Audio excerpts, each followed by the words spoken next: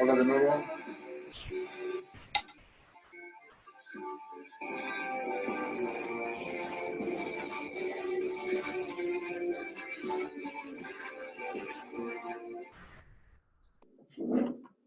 ¿Listo? Perfecto.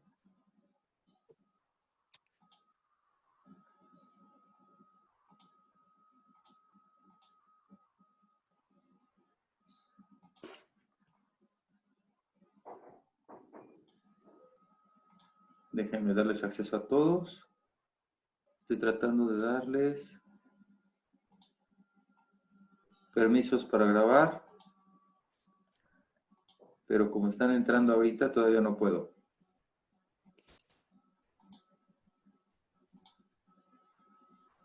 ¡Tarán!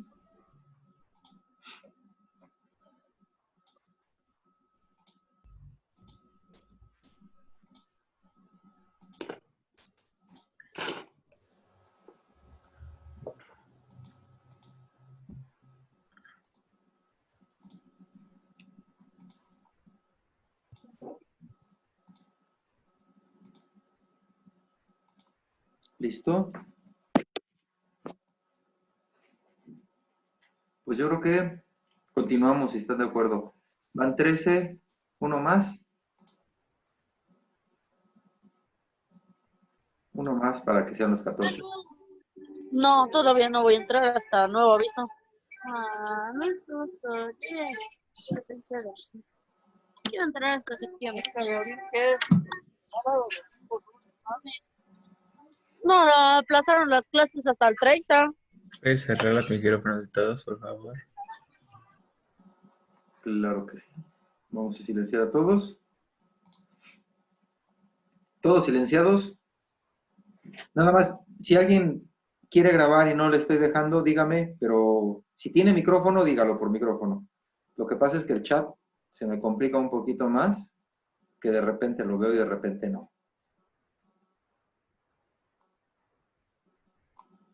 Déjenme ver.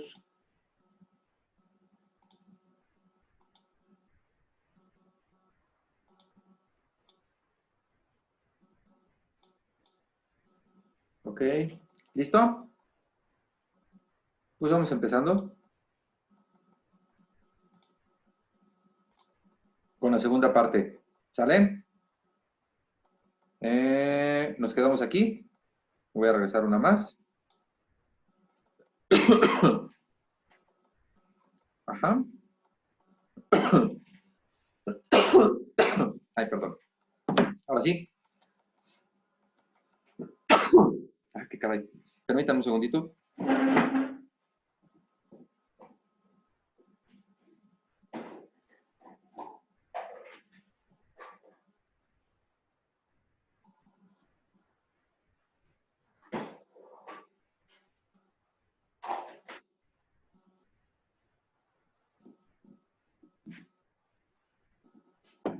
¿Listo? Ahora sí. Entonces, habíamos hecho el balance de sitios activos, justamente. Llegamos justamente a la expresión que nos relaciona a los sitios libres en función de los sitios totales y las concentraciones. Esto sí es mesurable al 100%. Sustituimos esta expresión, nada más que la tenemos que elevar al cuadrado toda, es al cuadrado aquí y al cuadrado abajo y al cuadrado acá, para que le elevemos toda al cuadrado y la sustituyamos en nuestra principal, que es la que va a definir nuestra cinética. Una vez instituyendo, ¿sí? Entonces, esta ecuación ya satisface todas nuestras restricciones impuestas en este caso y es una función en términos mesurables al 100%. Está fácil de sustituir porque justamente nada más tenemos un CX0 en el numerador, que obviamente al elevarlo al cuadrado va a pasar aquí, multiplicando a toda esta expresión, ¿sí? En el denominador nos queda exactamente igual, ¿sí? Esta es nuestra expresión de tipo LHHW, ¿sí? ¿Cuál puede Ahorita volver nuestra a relación. señalarla? ¿Perdón? ¿Puede volver a señalarla? Sí, claro que sí. ¿Es esta de aquí arriba? Sí, Esta. gracias. Ajá. Nada más que para simplificar nuestro sistema, lo ponemos en modo bonito y definimos una K que va a ser igual a la K1, 2, K3, 4. Son las que tenemos aquí en el numerador. ¿Sí? Y por otro lado ponemos una K', ¿sí? Que va a ser K8, 5, 6, entre K7. ¿Y eso para qué va a ser? Bueno, pues porque nosotros necesitamos sacar esta K7 de aquí. La K7, ahorita voy a regresarme para que veamos de dónde viene. Y entonces el denominador nos queda básicamente igual. El numerador es el que cambiamos y sacamos la K7 por el sitio total de sitios. Perdón, por la concentración total de sitios activos. Lo dejamos en término de estas dos Ks. ¿Sí? Este término de aquí se denomina término cinético, es decir, la concentración de sitios activos por la K7. Me voy a regresar rápidamente para que veamos de dónde y de qué corresponde esta K7. ¿Sí? La K7 tiene que ver justamente con nuestro proceso de reacción, si lo ven aquí, la que nos lleva de A y B absorbidos hacia los productos. Es por eso que se le llama término cinético, porque justamente este es el que nos va a dar la propiedad del término cinético. Es directamente proporcional a la rapidez. Esta parte de aquí, ¿sí? Esto es la fuerza motriz respecto del equilibrio. Si se dan cuenta, relaciona nuestros reactivos con respecto a nuestro producto y está en términos de diferencia. Es decir, es una constante de equilibrio que si yo la despejo, me va a dar la concentración de los productos entre la concentración de los reactivos y nos involucra nuestras constantes. Esta diferencia se llama fuerza motriz respecto del equilibrio. Y todo el denominador es justamente los términos de absorción, que es 1 más la K1, K2, K3, K4 y K5, K6, que este y este son términos de fenómenos de superficie, mientras que el exponente, este cuadrado al que se está elevando acá abajo, indica el número de sitios activos que participan en mi reacción, este de aquí. Bueno, aquí lo puse como abajo, pero va arriba. Ese número indica el número de sitios activos que participan en la reacción. Si se dan cuenta, nada más es pura álgebra. Es seguir la serie de pasos. Paso 1, me voy a regresar para analizarla rápidamente. Paso 1, definimos nuestro mecanismo. ¿Sí? Encontramos nuestros reactivos, ¿sí? Nuestros intermediarios, ¿sí? Y nuestro producto como tal.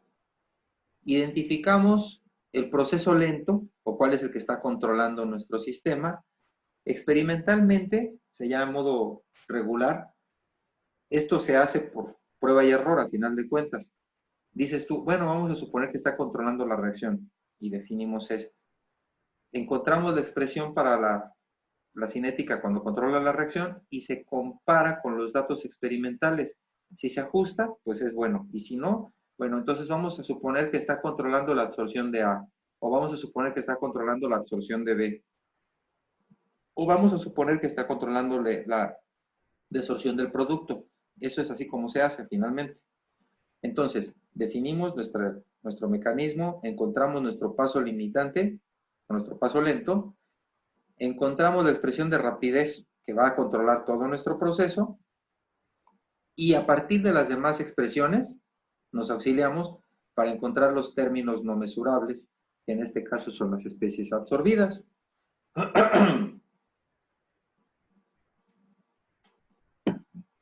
Acto seguido, sustituyendo esas concentraciones en nuestra expresión original,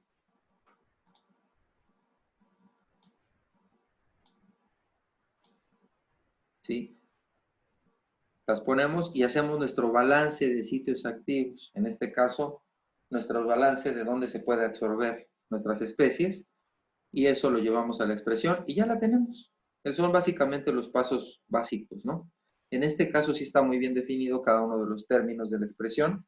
Recuerden que este numerito que está acá abajo nos va a indicar el número de sitios activos que participan en esta reacción. En este caso son 2, es decir, tanto para A como para B. ¿Sí? Esta expresión de aquí va a ser el término cinético que nos correlaciona justamente una constante por la concentración de nuestros sitios activos totales, depende de nuestros sitios activos totales, es un fenómeno de superficie, y esta diferencia no es otra cosa más que la fuerza motriz, la concentración de los reactivos con respecto a la del reactivo, perdón, del producto. Me confundo, discúlpenme. La concentración de los reactivos con respecto a la del producto. ¿Sí? ¿Ok? Entonces, hay otro modelo que se llama de Helly-Riddle. Este modelo de Helly-Riddle, vamos a analizarlo con la misma expresión. ¿Sí?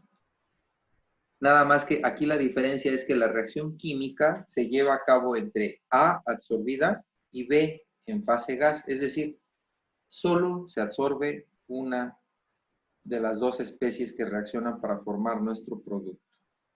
¿Sí? Entonces, igual como lo habíamos hecho anteriormente, el proceso está controlado por la reacción química. Vamos a analizar cómo se quedaría la ecuación para este tipo de modelo de Helly-Riddle que considera solo la absorción de uno de los reactivos que participan en la reacción. Entonces, tenemos igual A, que se absorbe, y nos da A absorbido. B, que se absorbe, pero ese no nos interesa. R, que se desorbe. Y A, absorbido, más B, que no está absorbido, nos va a dar R absorbido. Y como controla la reacción en la superficie, y de acuerdo con la ecuación de rapidez, ¿sí? Nuestra reacción global, en este caso, esta que es la que va a controlar, nos va a quedar como la K7 por la concentración de absorbido, por la concentración de B sin absorber, menos la K8 por nuestros productos. Esta es nuestra ecuación que va a controlar. Pero aquí tenemos A absorbido y R absorbido. No son mesurables. Entonces, para ponerlos en términos de cosas que se puedan cuantificar, utilizamos nuestros demás pasos. ¿Sí? A absorbido nos va a quedar como la K12, A por X. B absorbido, que no lo vamos a utilizar, nos queda como la K34 por CB por CX, porque aquí no tenemos A B absorbido. Y RX, aquí lo tenemos. Sustituyendo estas ecuaciones aquí, nada más vamos a utilizar A absorbido y a R absorbido, nos va a quedar la K7 por la K12 por CA por CX por CB, menos la K8 por K56 por CR por CX. Aquí tenemos nuestra expresión. Ahora, para poner la concentración de sitios libres en términos mesurables, se considera el balance de sitios activos. Entonces, nuestro balance de sitios activos totales, o sea, estos son los sitios activos totales con los que cuenta nuestro catalizador, pues van a quedar definidos como los que están libres, más los que se encuentran ocupados por A, más los que se encuentran ocupados por B, más los que se encuentran ocupados por R. Estos son todos, es decir, los sitios activos totales. Ahora, si yo tengo aquí mis sitios activos totales, sustituyo, y para eso sí me va a servir la de CD, ¿sí? Porque aquí sí lo estamos considerando, sin que se absorba. Entonces, definimos aquí y sustituimos, despejamos la concentración de sitios libres, y nos queda nuestra expresión. Y como esta sería la expresión de rapidez, ¿sí? Vamos a sustituir esta acá, aquí nos queda directo, y esta es nuestra expresión. Si se dan cuenta, es muy similar a la de LHHW, sin embargo, aquí no contamos con el término al cuadrado. ¿Sí? Igual definimos nuestras constantes, ¿sí? Es el término cinético, es nuestra fuerza motriz y es nuestro término de absorción. Sin embargo, pues aquí ya no hay nada más que hacer. Aquí vemos ¿Cuántos sitios están participando en la reacción? Esto está elevado a la 1, pues es 1 nada más. Esa será la diferencia entre el modelo de LHHW con respecto al modelo de Kelly-Riddle. En el de LHHW considera la absorción tanto de A como de B, que van a reaccionar absorbidos, y en este modelo se considera nada más una especie absorbida y la otra está en la fase fluida de nuestro sistema. Entonces, todas las especies pueden ser absorbidas, lo que es lo que comparten en el mismo sitio. O sea, hay una... Sobre nuestra superficie dice aquí, y según Dalmus también, que todos los sitios tienen la misma probabilidad de absorber, que no es cierto, pero bueno, se la pasamos. Y que hay un equilibrio dinámico en la absorción de A, B y R, eso sí es cierto. En LHHW, la reacción química se lleva a cabo entre A y B absorbidos, y dicha reacción es reversible. Mientras que en Kelly-Riddle, la reacción química se lleva a cabo entre A absorbida y B en fase gas o líquida o como sea. Es la característica de este esquema, y dicha reacción también es reversible. En ambos casos el proceso está controlado por la reacción química, en este caso y en el anterior también. Ahora, ¿qué pasaría si el proceso está controlado por la desorción de R? Bueno, ahora, con el sistema de LHHW, si el proceso está controlado por la desorción de R, tenemos nuestras ecuaciones 1, 2, 3 y 4, donde se absorben, reaccionan y se desorben. Y como controla la desorción de R, entonces la rapidez de reacción global estará dada por esta ecuación. K7 por la concentración de R absorbido, menos la K8 por la concentración de R por la concentración de X, y de aquí hay que definir la ecuación. Ese se les quedaría nada más como ejercicio. En un ratito más voy a subir esta presentación y los videos de hoy, ¿sí? Estos serían los postulados que hace Landmüller, ¿no? Los estábamos revisando hace rato, que la superficie es energéticamente uniforme, y esto implica que el cambio de energía libre asociado por la absorción del primer átomo o moléculas sobre la superficie del sólido es igual a aquella implicada en la absorción de más átomos o moléculas de la misma especie sobre otra parte o sitio activo de la superficie del mismo sólido. Resumiendo, todos los sitios son equivalentes para absorber las especies. El calor de absorción es una constante en toda la superficie del sólido. Sabemos también que no es cierto, porque no, los cambios energéticos son diferentes cuando estamos hablando de una arista o de un vértice o de un escalón. Las especies absorbidas no interaccionan con otras. Sabemos que sí existen impedimentos estéricos y que realmente no se da, pero esos son los postulados que hace Landmüller para definir su monocapa, que es el espacio máximo que tiene un sólido para quimisorber una especie, y este espacio que ocupa el número total de sitios activos. Y aquí definimos a teta. Aquí, ahora sí que me estoy yendo de atrás para adelante. Nosotros ya primero definimos a teta como el espacio ocupado por las especies absorbidas, y el espacio libre es 1 menos teta. Esto ya no me lo voy a brincar porque es justamente lo que acabamos de ver hace rato, ¿sí? Aquí hacen un análisis para el delta H, que es el calor de absorción, y se acabó. Esta presentación y los videos los subo yo creo que como a las 12, porque ahorita todavía tengo otro curso. Déjenme ver cuánto nos falta. Yo creo que tenemos todavía tiempo. Nada más nos falta hasta aquí, hasta ahorita nos falta ver un tema, que ese todavía no lo he subido, lo voy a subir para la siguiente semana, y es la cinética enzimática. ¿Qué les pareció ahorita este tipo de ecuaciones? Creo yo que es simple y sencillo. Ya con respecto a lo que hemos visto, ya se hace un poquito más simple el deducir las ecuaciones.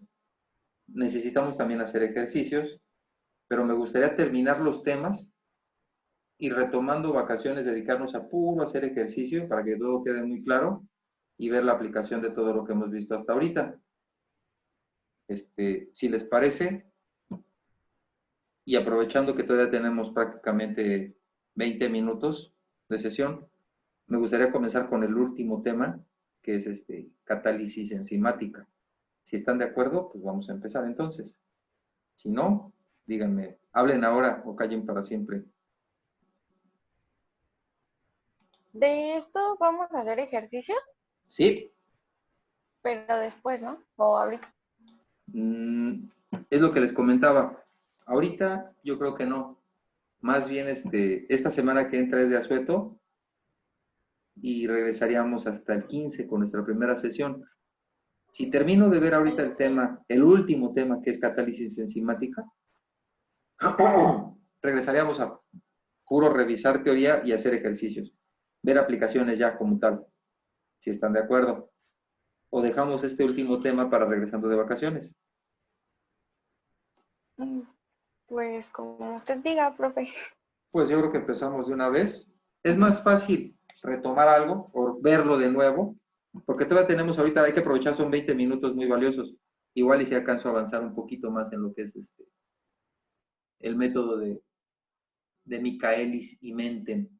Porque ya están familiarizados, la mayoría ya llevaron bioquímica o la están llevando ahorita. ¿O me equivoco? Y si ya la llevamos pero no aprendimos nada. No se El preocupe. problema es que hay dos profesores y con uno sí aprendes y con el otro no tanto. No se preocupe, que de todos modos, miren. Ajá. Quienes hayan aprendido, pues lo van a refrescar nada más ese conocimiento, porque esto ya es del punto de vista cinético. Y quienes no hayan aprendido, pues van a encontrarle el gusto a esto, creo yo. Entonces, si están de acuerdo, vamos empezándole, ¿sí? Hasta donde lleguemos. Y si hay algún problemilla o cualquier cosa, pues nos detenemos y tenemos todavía tiempo, porque este ya es nuestro último tema, que es la cinética de reacciones catalizadas por enzimas o cinética enzimática. Sí, me imagino que esto ya lo vieron, como dicen que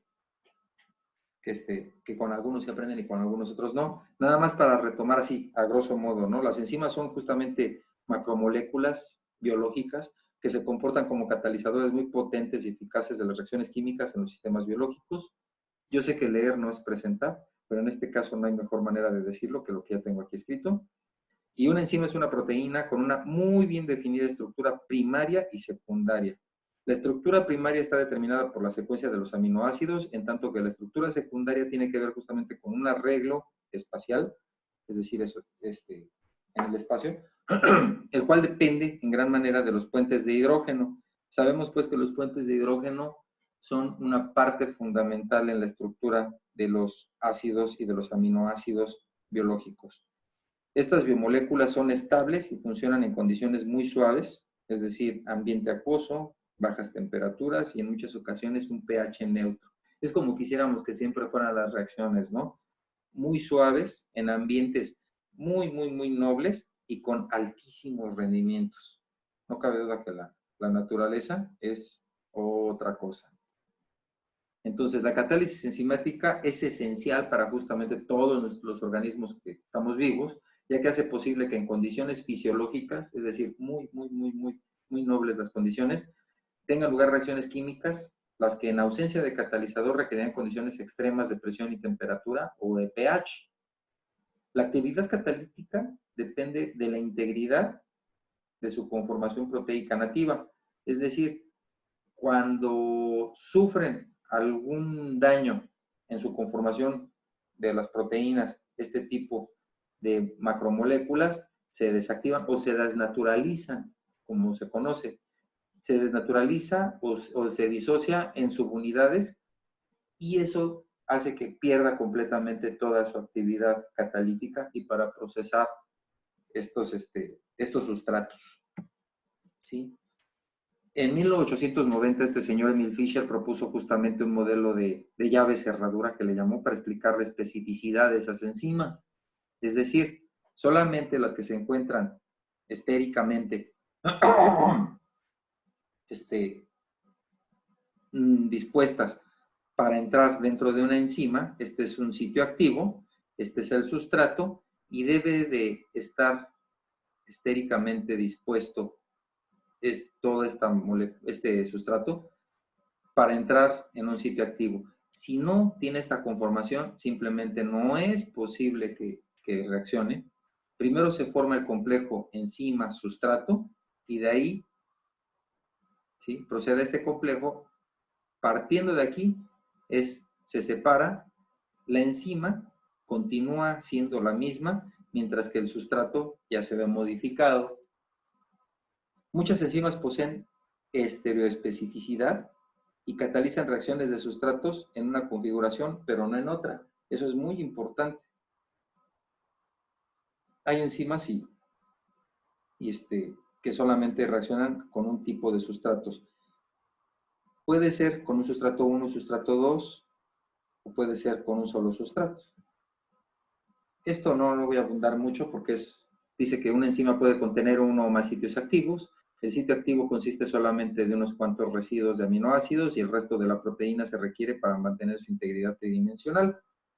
Esta sería la reacción para la carboxipeptidasa A en la hidrólisis de uniones peptídicas. Aquí vemos cómo se ven las cadenas peptídicas, ¿sí?, cómo sale esta cadena peptídica y lo que queda de residuo.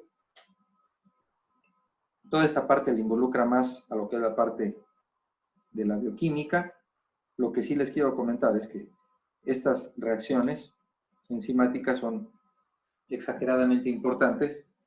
Todos los que somos intolerantes a la lactosa, pues obviamente ya no la podemos procesar porque nos hace falta la lactasa para desdoblar esa lactosa.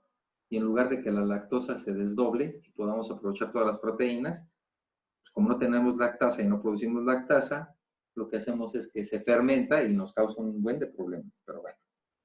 Entonces, la gráfica de la velocidad de una reacción catalizada por enzimas con respecto a la concentración del sustrato, ¿sí?, que vayan a quedar en función del sustrato, es esta. Esta es la curva de una reacción sin enzima.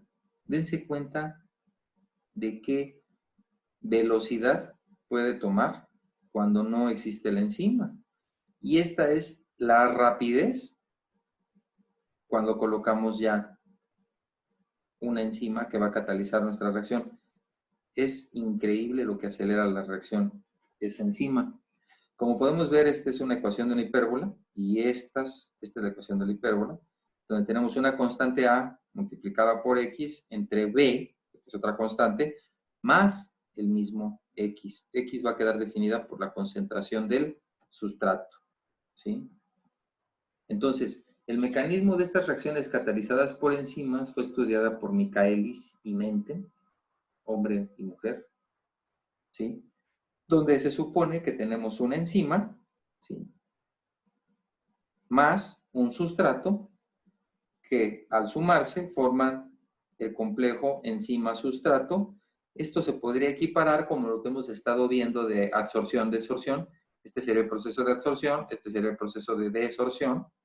Y ya una vez conformado nuestro complejo, ¿sí?, procede a la formación de nuestro producto como tal, más la liberación de la enzima que vuelve a reaccionar una vez más con otro sustrato y así sucesivamente. Para derivar una expresión de velocidad, estos dos señores, señor y señora, Michaelis y Menten, inicialmente asumieron que el paso lento es la formación del producto, es decir, K2 es la que controla todo el asunto. Este es un proceso reversible, pero es rápido, y la formación del producto es justamente el paso lento, ¿sí? Y a partir de este complejo enzima-sustrato, ¿sí?, vamos a definir cómo se comporta esto. La formación de este complejo se considera como un proceso de equilibrio rápido. Si nosotros definimos como este paso como lento, entonces este es el que va a definir toda nuestra cinética y vamos a basarnos la rapidez en esta parte. Entonces nuestra velocidad no va a ser otra cosa más que la derivada de la concentración del producto con respecto al tiempo, ¿sí? Y esto va a ser igual a la K2 por la concentración de sus reactivos, que son el complejo enzima-sustrato. ¿Sí? Esta es nuestra reacción global. Ahora vamos a analizar qué ocurre cuando la K1 es mucho mayor a la K2, en este caso. Quiere decir, pues, nos quedan 10 minutos, no creo acabar. Yo creo que sí lo vamos a tener que dejar para regresando. Voy a tratar de avanzar lo más que pueda, si están de acuerdo. O si tienen alguna duda, algún comentario, díganme de una vez. Regresaríamos, retomamos con la última parte que acabamos de ver de ecuaciones LHHW, ver algunos ejercicios. Y posteriormente haríamos algunos ejercicios de esto que es cinética enzimática. ¿Tienen algún comentario? Porque de aquí me voy a seguir. Tenemos 9 minutos. Me voy a seguir hasta donde alcance. ¿Va a dejar, Perdón. ¿va a dejar algo para Semana Santa? No, en Semana Santa no les puedo dejar nada. Nada más que no se desconecten tanto, por favor. Traten de entrar a Blackboard. Traten de que no se les olvide nada para retomar. Y que puedan al menos esta semana estar tranquilos, porque yo sé que esto ha sido muy difícil para todos. Todo el mundo deja tarea y todo el mundo pide un pedazo de ustedes. Está muy complejo. Para nosotros también ha sido exageradamente complejo. Tuvimos que mudar todo a partir de lo que teníamos para ponerlo todo aquí en plataforma digital. Esta semana al menos desconéctense un ratito, ¿sí? Relájense, tranquilícense, porque retomando, tenemos nada más una semana y comenzamos con los exámenes, ¿sí?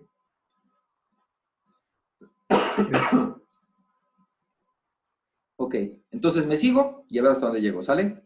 Me voy a ir rapidillo nada más para que vean la similitud con lo que estábamos viendo y vean que pues, es rápido nada más esto. Entonces, vamos a ver qué ocurre cuando la K1, es decir, la constante con la que se regresa después de que se formó este complejo, es mucho mayor a la K2, que es el paso lento, ¿sí? Entonces, la rapidez está definida con esta ecuación. La constante de disociación, es decir, el proceso inverso, porque ahora estamos diciendo que esta es mucho más rápido. Entonces, la Ks va a quedar como la K-1 sobre la K1, y en este caso va a quedar los reactivos sobre los productos. Estamos definiendo que este es más rápido. Estamos tratando con la constante de disociación. Entonces, a un tiempo corto después de que comenzó la reacción, la concentración total de la enzima, lo que estábamos viendo hace rato, ahora vamos a hacer el balance de nuestros sitios activos. La concentración de enzima total no va a ser otra más que la que está libre más la que está complejada. O sea, no hay de otro, ¿no? Y con respecto a esta constante de disociación que encontramos aquí, ¿sí? De aquí vamos a despejar, ¿sí? Esta, que es la concentración de la enzima libre, que no sería otra cosa más que la total menos la complejada, y la sustituimos en esta ecuación. Y tú vas a decir, bueno, ¿y eso para qué? Bueno, pues porque el que necesitamos es nuestra concentración de enzima sustrato, ¿sí? Entonces, sustituyéndola en esta KS, nos queda como que la concentración del complejo enzima sustrato no es otra cosa más que la enzima inicial o la total por la concentración del sustrato entre la constante de disociación más la concentración del sustrato. Entonces, sustituyendo esto en la ecuación de velocidad, que es esta, ¿sí? Nada más nos queda multiplicado por la K2, entonces la K2 por la concentración de enzima inicial por la concentración de sustrato es esta. Esta es nuestra ecuación que nos queda y tiene la forma justamente de la ecuación de la hipérbola. K2 es 0. K2 es una constante. La concentración inicial de enzima también es una constante porque es la concentración inicial. S, el sustrato, lo vamos a graficar en X, sobre la KS, que es una constante, más X, ¿sí? Es decir, tiene la misma fórmula. A no va a ser otra cosa más que K2 es 0 y B no es otra cosa más que la KS. A bajas concentraciones del sustrato, ¿sí? Cuando el sustrato es muchísimo más pequeño que la constante de disociación, En esta misma ecuación podemos despreciar la concentración perdón, del sustrato, porque es muy pequeña, y nos queda todo esto como una sola constante, ¿sí? Y la velocidad depende únicamente de la concentración del sustrato, ¿sí? La rapidez es directamente proporcional a la concentración del sustrato. Y esta ley de velocidad corresponde a la porción lineal de la gráfica de B0 contra S. Ahorita la vamos a ver. Y a altas concentraciones de sustrato, es decir, cuando la concentración del sustrato es muchísimo más importante que la constante de disociación, si la despreciamos, tenemos el sustrato y se pueden eliminar, ¿sí? Y nada más nos queda que la constante, ¿sí? 2 por la concentración inicial del sustrato va a ser igual justamente a la velocidad máxima. Ahorita lo vamos a ver gráficamente. Entonces, bajo estas circunstancias, todas las moléculas de enzima están en la forma de complejo, ¿sí? Y consecuentemente la velocidad es de orden 0 con respecto al sustrato. ¿A qué se refiere esto? Que a concentraciones bajas, aquí están las concentraciones del sustrato, a concentración baja dice que es directamente proporcional. Y sí, aquí se observa una línea recta donde es directamente proporcional a la concentración del sustrato. Es decir, esta. Queda esta ecuación. Esta es constante, constante, constante. Todo esto es una constante y la velocidad es directamente proporcional a la concentración del sustrato y es esta parte. Aquí hay un punto de inflexión, una transición de baja a alta concentración que está representado por esto. Pero a partir de aquí ya comienzan las concentraciones muy altas del sustrato y se dan cuenta, toda esta parte ya es lineal, es independiente de la concentración del sustrato. De aquí yo le puedo seguir agregando y agregando y agregando y esta cosa sigue siendo constante, es independiente ya. Por lo tanto, en este punto a concentraciones altas, habíamos quedado que la ecuación nos daba que era la K2 por la concentración inicial de sustrato y eso va a ser justamente la velocidad máxima. ¿Sí? Ahora bien, estos señores postularon que tan pronto como la enzima y el sustrato se mezclaban, la concentración del complejo enzima-sustrato alcanzaba un valor constante, de tal manera que la aproximación del estado estacionario podía explicarse. Recuerdan que incluso hicimos un ejercicio donde teníamos aquí nuestro intermediario, ¿sí? Este es nuestro intermediario, el complejo, ¿sí? Alcanza cierto valor y se mantiene constante durante toda la reacción. Recuerden que era el caso 2 para el ejercicio que les dejé. Para eso más o menos lo dejé, para que se dieran cuenta que esto es posible y se logra. Aquí hay 3 constantes, que a final de cuentas podríamos explicarlo esta como la constante de equilibrio, es una, y esta sería la otra, donde existe un intermediario, ¿sí?